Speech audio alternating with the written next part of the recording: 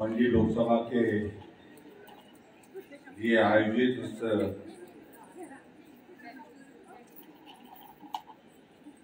उपचुनाव के लिए इस कार्यक्रम में हमारे बीच में पूर्व में सांसद रहे, जिनका संबोधन आपने सुना, आदरणीय श्री भेश्वर सिंह जी,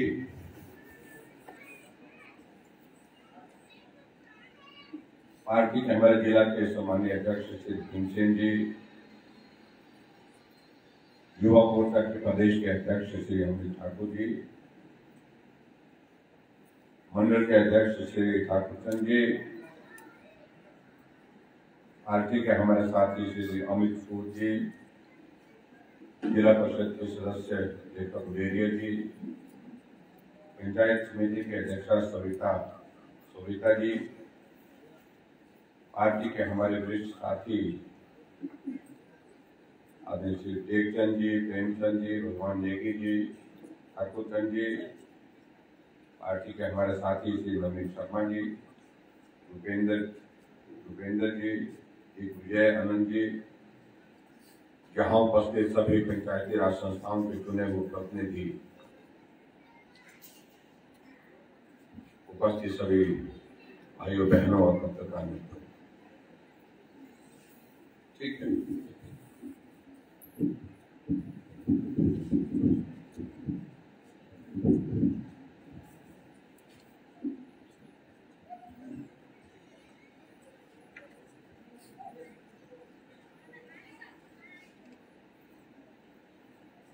अभी मैं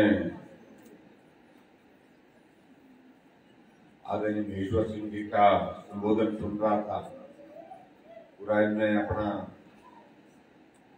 अपनी पहाड़ी भाषा में अपनी बात कही,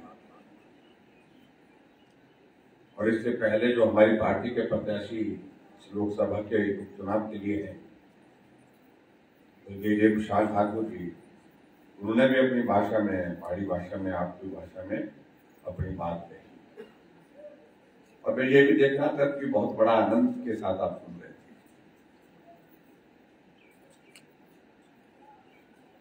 स्वाभाविक रूप से जहां अपनापन होता है, लगता है बातचीत में,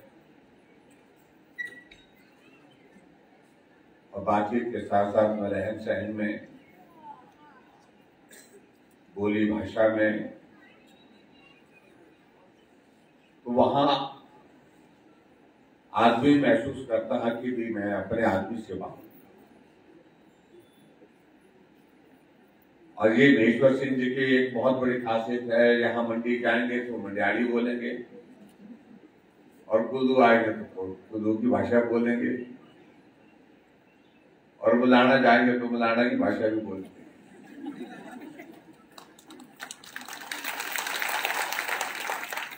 और ये गुण सब में नहीं हो पाता।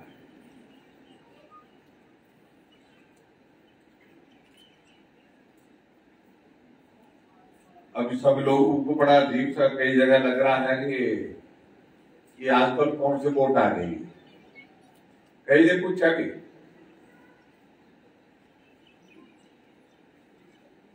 हमारे पार्टी के जब साथी जाते हैं, हमसे तो नहीं पूछा, पार्टी के साथी जब वोट मांगने के लिए जा रहे हैं, लोग पूछ रहे थे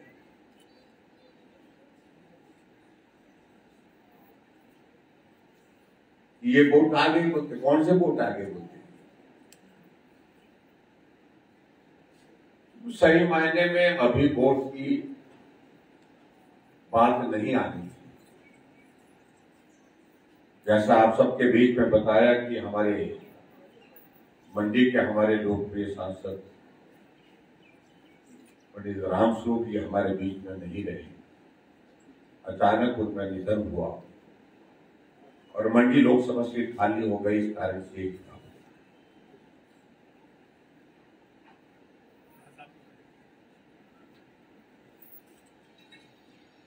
राम स्वरूप शर्मा जी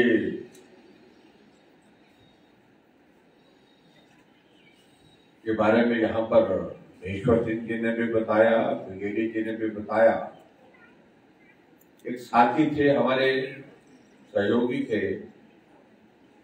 और लोगों के बीच में रह करके वक्त गुजारते थे, काम करते थे।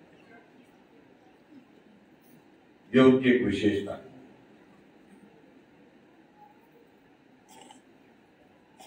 और ये भी बात सच है कि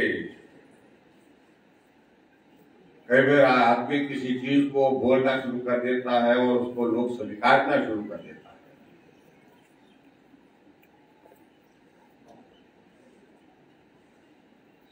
मंडी को छोटी काशी कहते कहते उन्होंने पूरे मंडी लोकसभा क्षेत्र में नहीं, हिमाचल प्रदेश में ही नहीं, पूरे हिमाचल प्रदेश के अतिरिक्त हमारे देश के यशस्वी प्रधानमंत्री नरेंद्र मोदी जी के जहन में इस बात को पहुंचाया कि अगर आप बड़ी काशी के सांसद हैं तो छोटी काशी का सांसद मैं हूं, क्योंकि मंडी भी छोटी काशी के रूप में जानी जाती है, क्योंकि बहुत सारे मंदिर मंडी में है। और आप लोगों ने देखा होगा जब प्रधानमंत्री जी मंडी के एक कार्यक्रम में पट्टल में आए थे और उस कार्यक्रम में उन्होंने अपने संबोधन में इस बात को जिक्र किया। मैं छोटी काशी मंडी के सभी भाई और बहनों को नमन करता हूं। कहा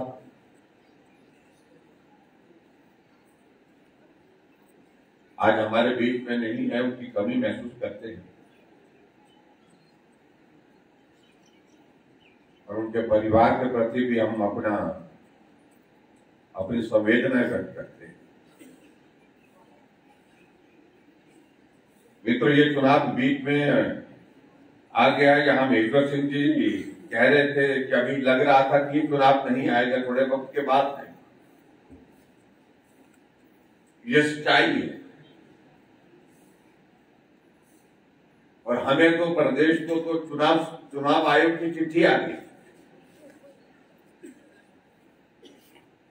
और चुनाव आयोग में चिट्ठी में ये जिक्र किया था कि 2 विधानसभा के चुनाव जो है, एक वेस्ट बंगाल का और दूसरा जो उड़ीसा का, एक चुनाव जो है उड़ीसा का, ये 2 चुनाव अभी होंगे और बाकी के चुनाव जो है वो फेस्टिवल सीजन के बाद होंगे। तो फेस्टिवल सीजन का मतलब यही माना जाता है कि दशहरे और दिवाली के बाद। तो अब ये सोच करके बैठे थे कि अब थोड़ा शायद इलेक्शन थोड़े दिनों के बाद होंगे। एक दिन मैं अपने सरकारी प्रवास पर टूर पर जो है किन्नौर के लिए जा रहा था, अन्ना डील पहुंच ही रहा था मैं। उतरे को मुझे फोन आ गया मेरे किसी अधिकारी का कि आप कहां जा रहे हैं। मैंने कहा मैं किन्नौर जा रहा हूं। उन्होंने कहा कि सरकारी कार्यक्रम है आपका ना। मैंने कहा हाँ सरकारी कार्यक्रम है। तो बोलते वापिस आ जाओ, 4 से निकल लग गई, आज तक हिंदी बोल रहा हूं एकदम अचानक। लेकिन जो भी है, चुनाव आयोग को इसके लिए अधिकृत होता है। चुनाव की तारीख तय कर दी, 30 तारीख को वोट पड़ेंगे, 2 तारीख को गिनती होगी और उसके पश्चात हम सारे पार्टी के कार्यक्रम को बना करके पूरे हिमाचल प्रदेश में जहां जहां भी चुनाव है वहां निकले। और शायद हिमाचल प्रदेश के इतिहास में मैं सोच रहा हूं ये पहली बार हो रहा होगा। अगर मैं गलत नहीं हूं, मेजर सिंह जी को ध्यान में होगा, 3 विधानसभाओं के उपचुनाव भी साथ में हो रहे हैं और एक लोकसभा का चुनाव हो रहा है। कुल मिलाकर के अगर हम 17 विधानसभा मंडी लोकसभा में पड़ती और 3 विधानसभा जो जहां उपचुनाव हो रहा है, कोटखाई, अर्की और फतेहपुर, तो कुल मिलाकर के 20 विधानसभा क्षेत्र चुनाव के दौर में से गुजर रहे।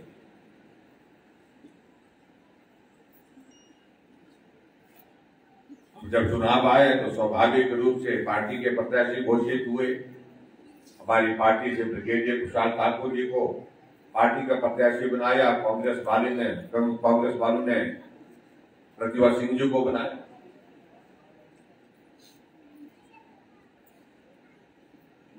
अपनी बात कहने के लिए हम लोगों के बीच में जाकर के लोगों से संपर्क कर रहे हैं। लेकिन मैं आप सबका बहुत धन्यवाद करना चाहूंगा, आप सबका बहुत बड़ा सहयोग रहा। इस बीच में ये कोरोना का संकट पिछले 2 वर्षों से चला और ऐसे हालात पैदा हो गए कि हमारा मिलना जुलना बंद। कभी भी आदमी ने सोचा भी नहीं था कि भी जिंदगी में ऐसा भी कभी कोई दौर आएगा जब आदमी एक ऐसी चीज से डर जाएगा जिसको हम देख भी नहीं सकते, खुली आंख से देख नहीं सकते उस वायरस को। वो ऐसे हालात पैदा कर देगा कि हमको घर से बाहर निकलना मुश्किल हो जाएगा।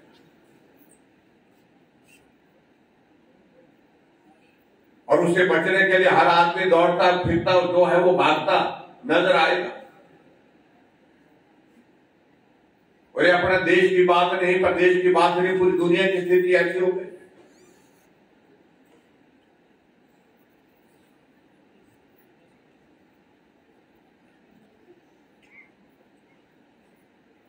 पिछले 2 वर्षों से इस संकट से बाहर निकलने की कोशिश कर रहे हैं, लेकिन अभी तक वे पूरी तरह से, हम कह सकते हैं कि पूरी तरह से अभी तक भी नहीं।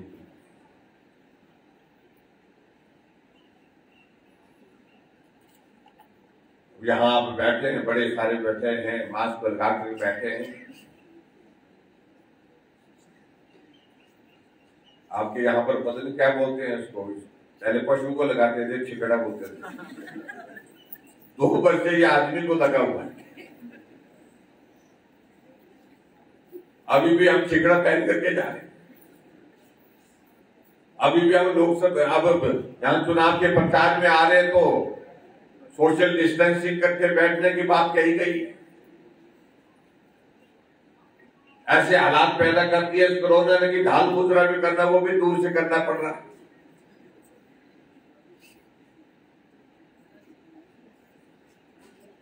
इतना बड़ा संकट कभी नहीं, और हालात तो इस प्रकार के बन गए थे, एक बात ऐसा लग रहा था कि जिंदा कितने रहेंगे कितने नहीं रहेंगे ये भी मालूम नहीं पड़ता।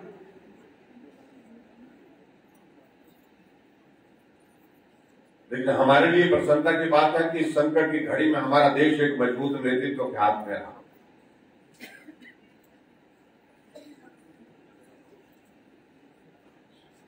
जब डॉक्टरों से पूछने लगे कि इसका इलाज क्या होगा, दवा क्या है इसकी, डॉक्टर ने कहा इलाज नहीं है, इसका सिर्फ परहेज ही है। घर से बाहर कम जाओ, मास्क पहन करके जाओ, सोशल डिस्टेंसिंग के साथ बैठो।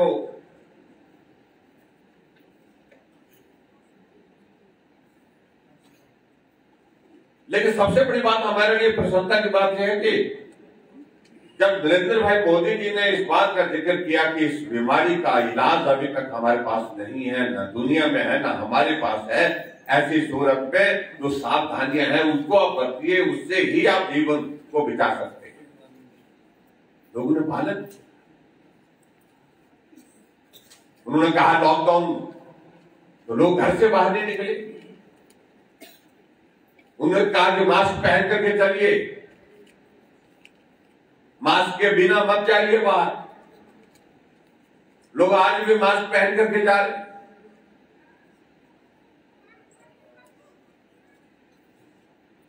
और बहुत ज्यादा अध्ययन करने के बाद जो है आखिरकार वैक्सीन निकली एक समस्या का समाधान की। और वो भी इलाज नहीं है, वैक्सीन इलाज नहीं है। वैक्सीन भी सिर्फ इसको रोकने के लिए किस तरह से मास्क से थोड़ा बचाव होता है,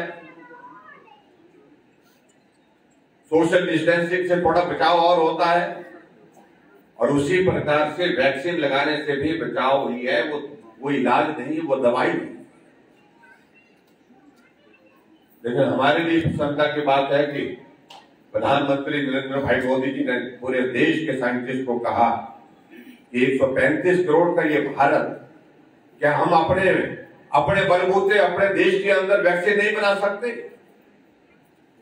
देश के साइंटिस्ट ने काम किया, शुरू किया, और आज देश के अंदर भारत के साइंटिस्ट द्वारा बनाई हुई वैक्सीन लग रही है। और हमारे लिए प्रसन्नता की बात यह भी और ज्यादा है कि पूरी दुनिया में भारत जो है वैक्सीन के अभियान में सबसे एक नंबर पर 100 करोड़ से ज्यादा वैक्सीन अभी तक लग चुकी है, डोजेज लग चुकी है। और जहां भारत पूरी दुनिया में पहले नंबर पर वैक्सीन में आया, वहां भारत में हिमाचल पहले नंबर पर आया। उसके लिए मैं सबको बहुत बहुत बधाई देता हूं, आप सबका धन्यवाद।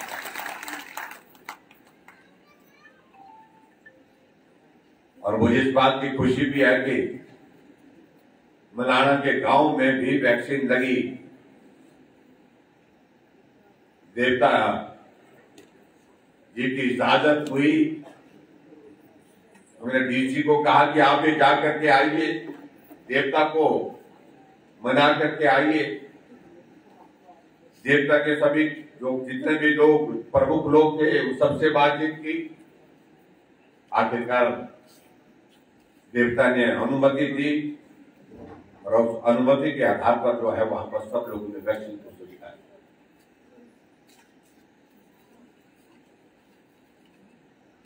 अभी परसों में किन्नौर गया था और मुझे इस बात की खुशी है कि किन्नौर में दूसरी डोज भी वैक्सीन की पूरी हो गई। पूरा का पूरा किन्नौर सेकंड डोज भी कंप्लीट कर चुका है।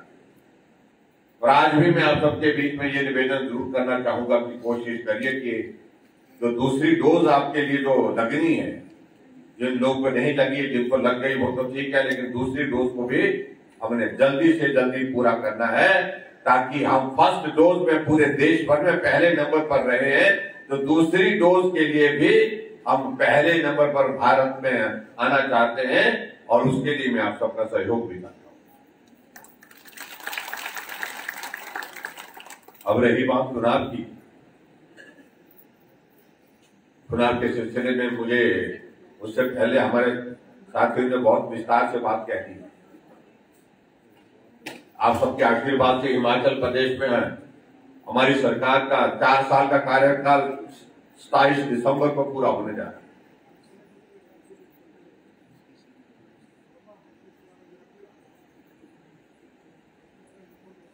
कहने के लिए 4 साल, लेकिन सही मायने में अगर हम बात करें तो काम करने का वक्त तो 2 साल ही है।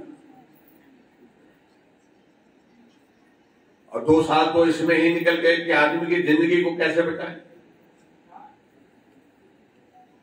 लेकिन उसके बावजूद भी मैं इस बात को कह सकता हूं, हमने हिमाचल प्रदेश में सभी विधानसभा क्षेत्र में विकास के काम को कभी रुकने नहीं दिया।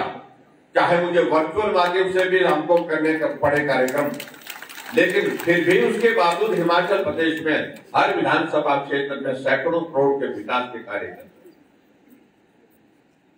पीछे मेरा कार्यक्रम कुल्लू का आने का था, उस बात का मुझे खेद है कि मौसम खराब हुआ। और उस कार्यक्रम में भी बहुत सारी योजनाएं आपकी उद्घाटन और शिलान्यास के लिए तैयार थी। और उस कार्यक्रम में और भी बहुत सारी बातों को लेकर के हमने आपसे बात करनी थी, लेकिन मौसम खराब होने की वजह से निकलना संभव नहीं हो पाए। फिर वर्चुअल मोड से हम जितने बात कह सकते थे वो हमने बात कही। मैं आपको विश्वास दिलाता हूं, हिमाचल प्रदेश में हमारी सरकार का 1 साल का भी जो कार्यकाल जो बचा है, 1 साल 1.25 साल का कार्यकाल जो बचा है, जो जो हमने उस दिन कहा है अक्षरशः पूरा किया जाएगा। जो जो घोषणा की है, जैसे आचार संहिता समाप्त होती है उसके पश्चात जो है हम देवभूमि हिमाचल के लोग हैं, देवी देवताओं के प्रति हमारा सम्मान है। कुछ लोग ऐसी इस पार्टी में, कांग्रेस पार्टी में है, वो सुबह से शाम तक झूठ के सिवाय कुछ बोलते ही नहीं।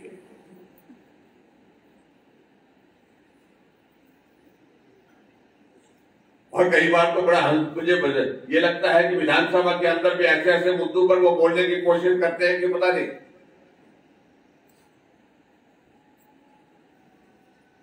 एक चुने वो प्रतिनिधि के नाते मैं सबका सम्मान करता हूं, लेकिन जिस प्रकार से गुमराह करने की कोशिश है लोगों को की जाती है, झूठ बोल करके की जाती है, जो सत्य पर आधारित नहीं होती है बातें, उन बातों को पहुंचाने की कोशिशें करते हैं, वो उनको मैं मानता हूं वो गलत है।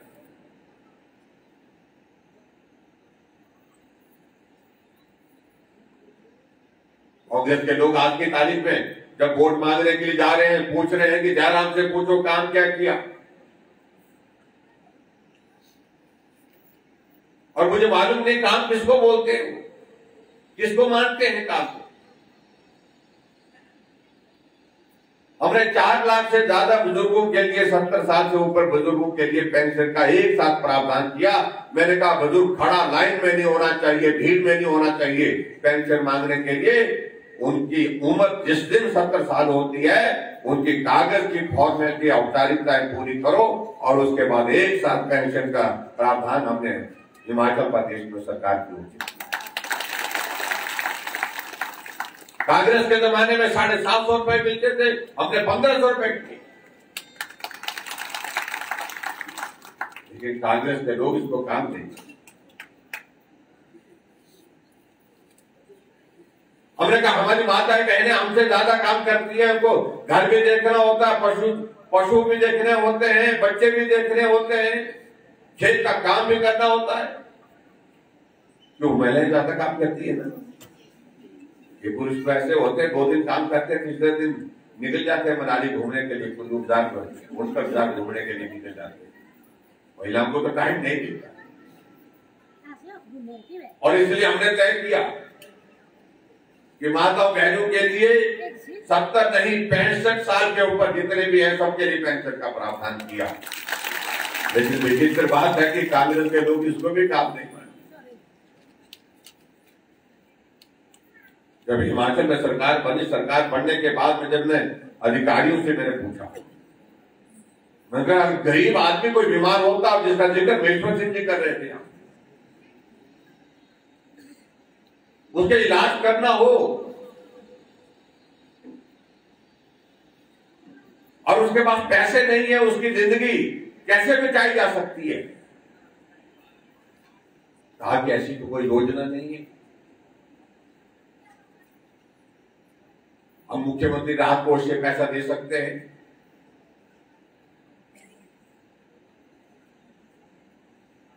और मुख्यमंत्री राहत कोष से कितना कर पैसा दे सकते हैं, कितना कर पैसा होता उसमें। हमने कहा योजना बनाइए, इसके लिए स्कीम बनाइए, ताकि गरीब आदमी जो भी होगा उसका इलाज उसमें हो। और जैसा आप लोग ने देखा होगा कि हमारे देश के प्रधानमंत्री जी ने आयुष्मान भारत की शुरुआत की पूरे देश भर में, और आयुष्मान भारत के अंतर्गत जिसका कार्ड बना होगा उसको 5 लाख रुपए तक का उसका स्वास्थ्य का जो है हेल्थ कवर जो है, उसमें 5 लाख रुपए तक उसका खर्च जो है वो सरकार वहन करेगी। ये आयुष्मान भारत के अंतर्गत। जयराम जी को जय श्री राम, जय श्री राम, जय श्री राम, जयराम जी को जय श्री राम। और जब हमने इस बात को देखा, ये आयुष्मान भारत में 22 लाख लोग तो कवर हो रहे हैं हिमाचल के, लेकिन हमारी आबादी 72 लाख हो गई है। बाकी 50 लाख लोगों का इलाज करना, उसका क्या प्रावधान किया जाए? हमने कहा ये जिम्मेवारी हमने आयुष्मान भारत की तर्ज पर हिमकेयर की शुरुआत की, हिमकेयर योजना बनाई, हिमकेयर का कार्ड बनाने के लिए बोला, और आज तक मैं इस बात को कह रहा हूं, हमने हिमकेयर के माध्यम से हिमाचल प्रदेश में 2 लाख से ज्यादा लोगों का मुफ्त इलाज करके उनको स्वस्थ करके घर भेजा।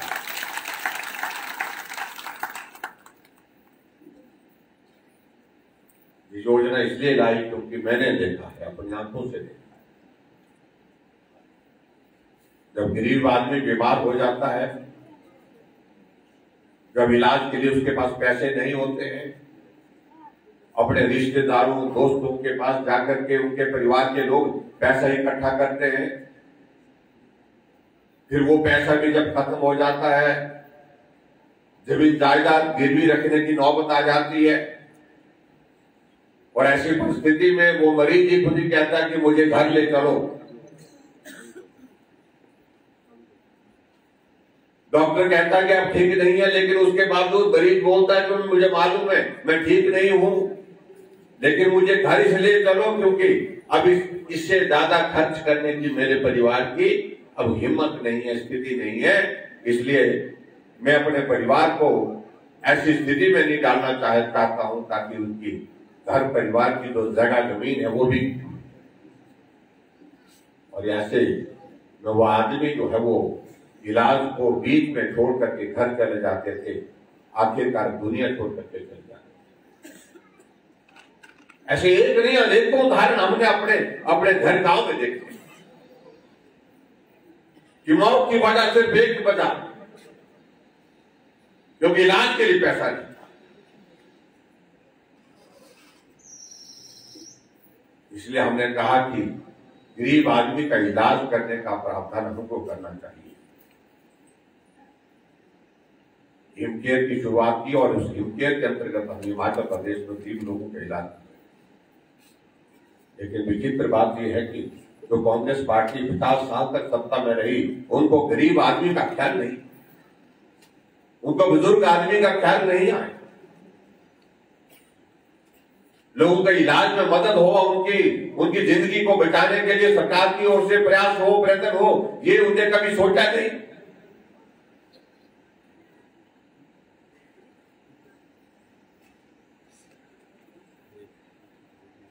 ऐसी परिस्थिति में आगे बढ़कर के हमने और लोगों के लिए भी, जिसका जिक्र हम ईश्वर सिंह जी कर रहे, बहुत सारे लोग ऐसे हैं जो किसी बीमारी के शिकार हो गए, पैरालिसिस हो गया, बिस्तर पर है, चल नहीं सकता, एक्सीडेंट हो गया, बिस्तर पर है, चल नहीं सकता, जिंदा है लेकिन चल नहीं सकता, किसी का ब्रेन हेमरेज हो गया, किसी को कैंसर हो गया, किसी की किडनी फेल हो गई, जब तक जिंदा है तब तक इलाज चलेगा। हमने कहा ऐसे लोगों के अलग से एक सूची बनाइए, जितने भी इस प्रकार के मरीज होंगे जिनको जिंदगी भर दूसरे आदमी की मदद की जरूरत होती है, पानी पिलाने के लिए, खाना खिलाने के लिए, टॉयलेट ले जाने के लिए, जो बिस्तर पर पड़े हैं, उन लोगों के लिए हमने एक अलग से योजना की शुरुआत की, मुख्यमंत्री सहारा योजना, और हम 3000 रुपए उनके खाते में हर महीने का डालें। जिंदाबाद जिंदाबाद, जयराम ठाकुर जिंदाबाद जिंदाबाद जिंदाबाद। लेकिन कांग्रेस के लोग इसको भी काम नहीं माने। 50 साल तक सत्ता में रहे, कहीं तो तुमको दया नहीं आई किसी आदमी को देख करके। अभी हमने और निर्णय लिया, जो हमारी बेटियां हैं जो बीपीएल परिवार की हैं, चाहे वो जनरल कैटेगरी है, schedule tribe, schedule caste, OBC की जिस भी जाति से होंगी, लेकिन बीपीएल परिवार में होंगी, गरीबी रेखा से नीचे होंगी, जिस दिन बेटी की शादी होगी, हमने हिमाचल प्रदेश में सरकार की ओर से योजना बनाई है। इस योजना का नाम हमने मुख्यमंत्री शगुन योजना रखा है। जिस दिन बेटी की शादी होगी उस दिन उसके खाते में 31,000 रुपए हम डालेंगे, गरीब आदमी को मदद करने। पूरी सरकार साधन कम होने के बावजूद, सुविधाएं कम होने के बावजूद भी हमने पूरा गरीब लोगों के लिए इस सरकार को समर्पित किया, लेकिन फिर भी उसके बावजूद कांग्रेस के लोग इसको काम नहीं पाए। कोरोना का इतना बड़ा संकट, 2.5 लाख लोग पूरे देश भर में फंसे हुए थे, दूसरे राज्यों में। हमारे हिमाचल के बच्चे पढ़ने के लिए राजस्थान के कोटा में गए थे, सूखे ब्रेड पानी के साथ खाते हुए वीडियो भेजा हमको। रोते रोते बच्चे ये कह रहे थे हमें किसी तरह से यहां से निकालो, हम घर जाना चाहते हैं। अब देश भर में लॉकडाउन लगा था, गाड़ियों का आना जाना बंद था। मैंने प्रधानमंत्री जी से बात की, गृह मंत्री जी से बात की। मैंने कहा ऐसे हालात में अपने बच्चों को, हिमाचल के बच्चों को नहीं छोड़ सकता हूं। मैंने इजाजत ली, 60 बसें हिमाचल से रवाना की मैंने HRTC की, जाकर के राजस्थान। मैंने गोवा के मुख्यमंत्री से बात की, मेरे गोवा के मुख्यमंत्री के साथ हमने एक हेल्पलाइन डेवलप की। उसके माध्यम से मैंने कहा इतने बच्चे हमारे वहां पर हैं, जब तक इनका लाने का इंतजाम नहीं हो सकता तब तक के लिए कम से कम इनका खाने का इंतजाम की चिंता करो। मैं आभारी हूं गोवा के मुख्यमंत्री जी का, उन्होंने मदद की हमारे बच्चों, अधिकारी को आदेश दिया, लेकिन बच्चे घर आना चाहते थे। और ऐसी स्थिति में 5 ट्रेनें हमने स्पेशल ट्रेनें वहां से चलाई गोवा से, और उन 5000 बच्चों को हिमाचल पहुंचाया। हिमाचल में उनको घर तक छोड़ाया बसों में जाकर। ये हमने काम किया। और जो कांग्रेस के लोग हमसे पूछ रहे हैं कि क्या, आज अगर वैक्सीन के अभियान में अगर आप देखिए, हिमाचल इतने सरल नहीं है, कठिन काम था, मुश्किल काम था वैक्सीन सबको लगाना। हमने सभी भाइयों से अपील की, निवेदन किया, लेकिन हिमाचल प्रदेश के लोगों ने हमको मदद की, सहयोग किया। जब वैक्सीन हमने पूरा कर दिया लगभग, मेरे पास स्वास्थ्य विभाग के अधिकारी आए, कहा कि बाकी तो हमने पूरा कर लिया, मलाना में भी हो गया और जाकर के वहां पर भी हो गया, क्या नाम, जाकर के रोडरंगवार भी हो गया, वहां पर भी वैक्सीन पूरी हो गई। लेकिन 2-3 जगह हमारे लिए थोड़ी सी दिक्कत आई है, वहां पर कैसे करना है। हमने कहा एक तो उन्होंने कहा कि बड़ा बंगाल में वहां तो 4 दिन जाने के लिए लग जाते। हमने कहा हेलीकॉप्टर भेजेंगे। हमने हेलीकॉप्टर में डॉक्टर भेजा, डॉक्टर के साथ पूरी टीम भेजी, वैक्सीन भेजी।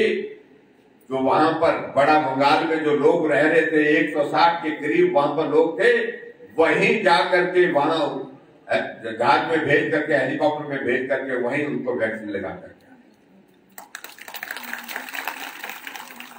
अमेरिका की कई कल को हम बोलते कि हमने पूरा वैक्सीन कर दिया, और मतलब उधर जहां बड़ा बंगाल के गांव के लोग बोले कि हमको तो लगी नहीं। फिर मालूम पड़ा आपके कुल्लू जिला में एक और इलाका है, वो साक्षीपुरा, वहां पे सारा दिन लगता बोलते जाने के लिए, 1 दिन से ज्यादा समय लग जाता पहुंचने के लिए। वहां के लिए भी टीमें, वहां पर भी वैक्सीन साथ में भेजी, और वहां पे भी जो लोग रहते हैं उनकी भी वैक्सीनेशन। पूरे देश भर में, भारत में पूरा हिमाचल जो है पहली डोज कंप्लीट करने वाला पहला राज्य बना। और प्रधानमंत्री जी जिस दिन हमारे साथ संवाद किया, जिस दिन मिले या जिस दिन उन्होंने बातचीत की हमारे साथ, उन्होंने हमारा हिमाचल का उदाहरण बाकी लोगों को भी दिए, बाकी प्रदेशों को भी कहा, हिमाचल जैसा प्रदेश जहां संकट है, कठिन है, जाना आना कठिन है, वैक्सीन पहुंचाना कठिन है, वहां 100% कर दिया।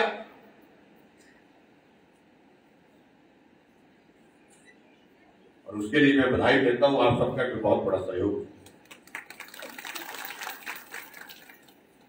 क्योंकि कांग्रेस के लोग तो इस वैक्सीन के बारे में कई तरह का प्रचार करते रहे। पहले कहते रहे कि इसको मत लगाओ, ये तो भाजपा की वैक्सीन है। कई कांग्रेसियों ने प्रचार ये किया कि इस वैक्सीन को लगाएंगे तो आने वाली जनरेशन पर इसका साइड इफेक्ट होगा, आपके आदमी के ऊपर भी साइड इफेक्ट होगा। कई तरह की बातें करी, लेकिन आजकल देखिए वही कांग्रेसी जाकर के मास्क पहन करके जा रहे वैक्सीन सेंटर, और वहां पर वैक्सीन लगा रहे हैं, और नर्स को पूछ रहे हैं अगली डोज कब लगेगी। आप अंदाजा लगाओ कि इतने बड़े संकट के दौर में से गुजर रहा है, और वो राजनीति उस पर भी कर रहे हैं। मुझे इस बात को लेकर के गर्व है कि हम भारतीय जनता पार्टी के हम सब लोगों ने पूरे राष्ट्रीय स्तर पर तय किया कि संकट में मदद करने के लिए निकलना चाहिए, और हमारे पार्टी के साथियों ने काम किया। और महिला मोर्चा ने हमारे हिमाचल प्रदेश में बहुत सारी बड़ी संख्या में लगभग 55 लाख के लगभग तो हाथ से जो है वो बना करके तैयार किए, मास्क बना करके तैयार किए, कपड़ा लेकर के घर घर बांटे। लेकिन ये इतिहास के हिस्सा रहेगा, जब इतना बड़ा संकट पूरी दुनिया के सामने था, पूरे देश और प्रदेश के सामने था, उस वक्त ये कांग्रेस जो सबसे बड़ी और पुरानी पार्टी अपने आप को मानती है पूरे देश की, वो क्या करे? हमारे कार्यकर्ता को हमने देखा, यहां तक कि किसी की अगर कोविड के कारण मृत्यु हो गई, परिवार के सदस्य ने कहा कि भी हम अंतिम संस्कार नहीं कर सकते, हमारी पार्टी के लोगों ने जाकर के अंतिम संस्कार किया उन लोगों का। एक नहीं अनेक उदाहरण है।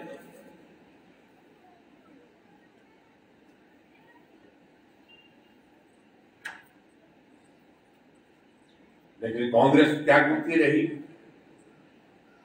इस बात को लेकर के कांग्रेस के मित्रों से आपने देखा कभी कांग्रेस का कोई आदमी आया मास्क बांटने वाला, सैनिटाइजर बांटने के लिए आपके बीच में?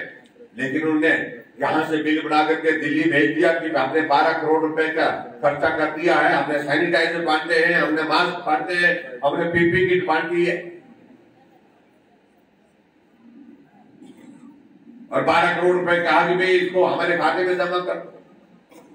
आप कल्पना कर सकते हैं इस देश में ऐसी भी पार्टी है जो अपनी ही पार्टी को लूटने से नहीं छोड़ती। ये विचित्र परिस्थिति है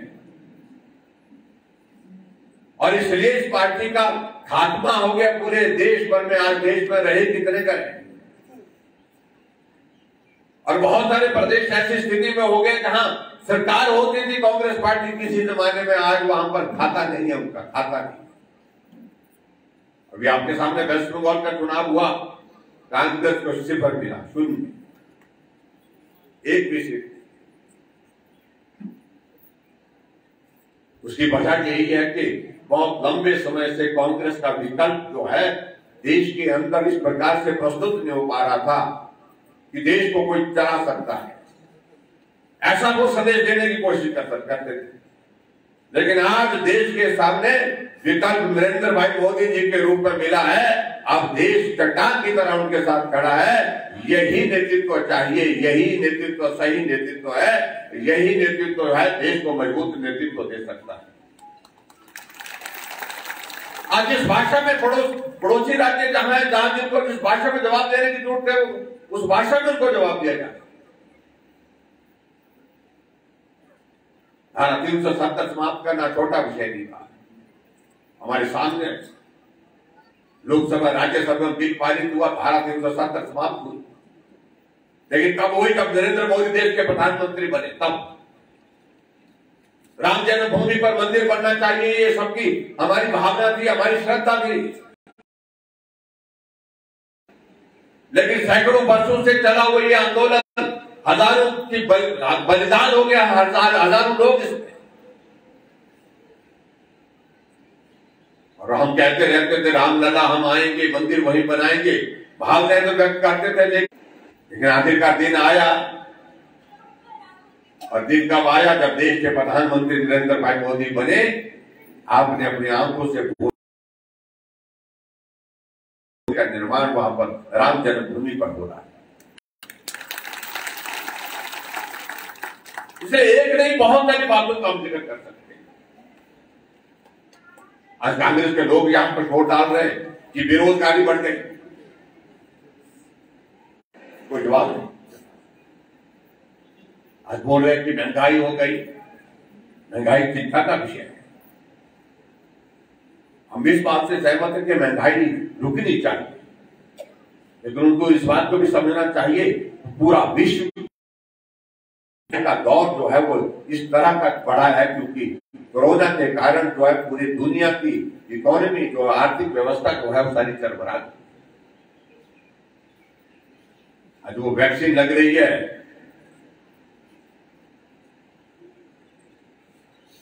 अब ये जो है केंद्र सरकार ने दिए तब जाकर के वैक्सीन मुफ्त में लग रही है।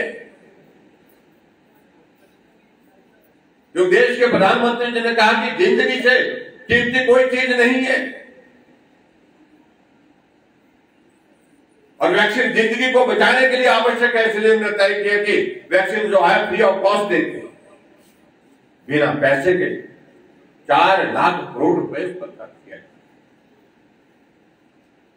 और जहां तक महंगाई की बात करते, महंगाई हमने भी देखी कांग्रेस के जमाने में, जहां आज महंगाई है इससे कई गुना ज्यादा बढ़ी, एक बार नहीं अनेक बार बढ़ी। ऐसे दौर बीच में आते हैं। मुझे पूरा भरोसा है जब नरेंद्र मोदी जी कोविड को रोक सकते हैं तो जरूर महंगाई को भी वो रोक सकते हैं, क्योंकि हमको भरोसा है, एक विश्वास है। इसलिए बहुत सारी बातें हैं जिन बातों का हम जिक्र करें। हमने ब्रिगेडियर कुशाल ठाकुर को यहां से पार्टी का प्रत्याशी फौजी को कहता हमने राजनीति, क्या फौजी किसी काम के नहीं रहते हैं? सेना से सेवानिवृत्त होने के पश्चात। और आज की जरूरत है राजनीति में ईमानदार लोग हो, सच्चे लोग हो।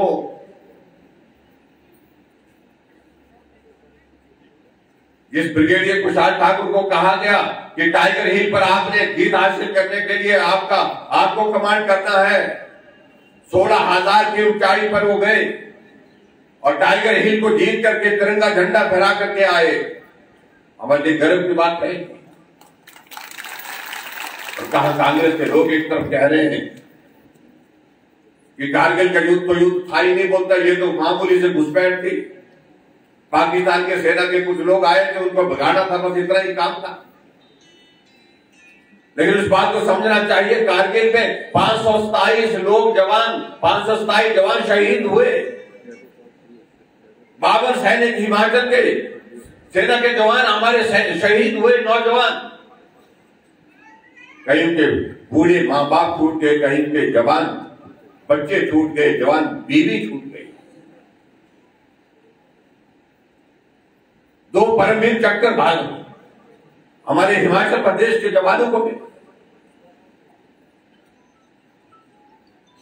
और इस तरह से मुझे लगता कि कांग्रेस पार्टी को परहेज करना चाहिए। कई तरह की बातें करने की कोशिश कर रहे हैं, लेकिन चुनाव के दिनों में बातें करिए, हम बातें सुनने के लिए तैयार हैं, लेकिन सच्चाई हो, सत्य हो और उस पर तर्क पर बात करिए, किसी की भावनाओं को ठेस पहुंचाने का। कन्हैया कुमार, और ये कन्हैया कुमार कौन कन्हैया कुमार? वो कन्हैया कुमार है जो कल तक कॉमरेड होता था, कम्युनिस्ट होता था और जेएनयू में पढ़ता था, जवाहरलाल नेहरू यूनिवर्सिटी में पढ़ता था और वहां नारे लगाता था, भारत तेरे टुकड़े होंगे आजाद। ये नारे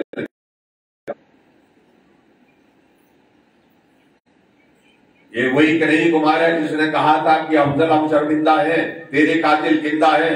अफजल आपको मालूम कौन है?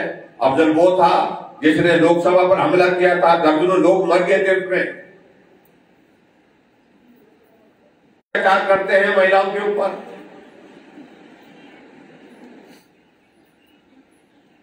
इसलिए बहुत सारी बात को कांग्रेस पार्टी उसको हेलीकॉप्टर में घुमा करके स्टार प्रचारक बना के रखा। इससे दुर्भाग्यपूर्ण स्थिति और नहीं हो सकती। लेकिन उनको लगा, मालूम पड़ गया उनको कि महंगा पड़ेगा। एक ही फेरा लगाया, उसके बाद कहा कि भाई बाप मत आना बुलाया। अब नहीं बुलाया। सिद्धू को ला रहे थे, सिद्धू भी बनाए हुए प्रचारक में यहाँ पर स्टार प्रचारक, लेकिन सिद्धू लाने की हिम्मत नहीं हो पाई।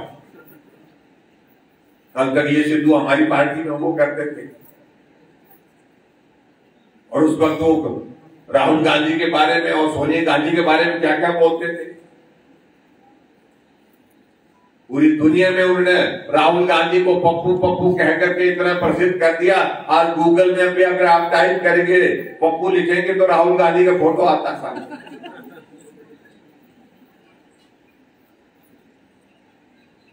पहले तो छोटे बच्चों का नाम पप्पू रखा करते थे, बड़े प्यार से पप्पू, बड़े प्यार से बोलते थे। अब कोई नहीं रखता है। ये स्थिति पैदा हुई है। इसलिए मैं उन सारी बातों में जाना नहीं चाहता, लेकिन मैं एक बात जरूर कहना चाह रहा हूं आप सबसे। आप सबके सहयोग की आवश्यकता है, समर्थन की आवश्यकता है। आदरणीय मेश्वर सिंह जी आपके बीच में यहां है, बीच में अस्वस्थ हुए, लेकिन उसके बावजूद जिस दिन थोड़ा सा चलने कि इनको लगा कि मैं अब जा सकता हूं, बाहर निकल सकता हूं, काम के लिए लग सकता हूं, समय गंवाए बिना आपके बीच में आकर के आपकी सेवा में प्रस्तुत हुए और लगातार आप सबके बीच में आकर के काम कर।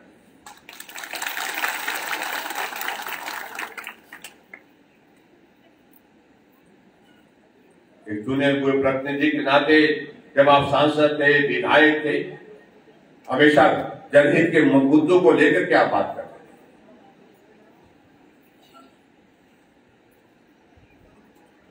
भले ही आज आप विधानसभा में नहीं है, एक चुने वो प्रतिनिधि के नाते नहीं, लेकिन उसके बावजूद आप उससे कम भूमिका नहीं निभा रहे हैं। उसके बावजूद भी अपने क्षेत्र के लोगों के लिए, कुल्लू के लिए, पूरे हिमाचल प्रदेश के सारे विषय को लेकर के हमेशा चिंतित रहते हैं, बात करते रहते हैं।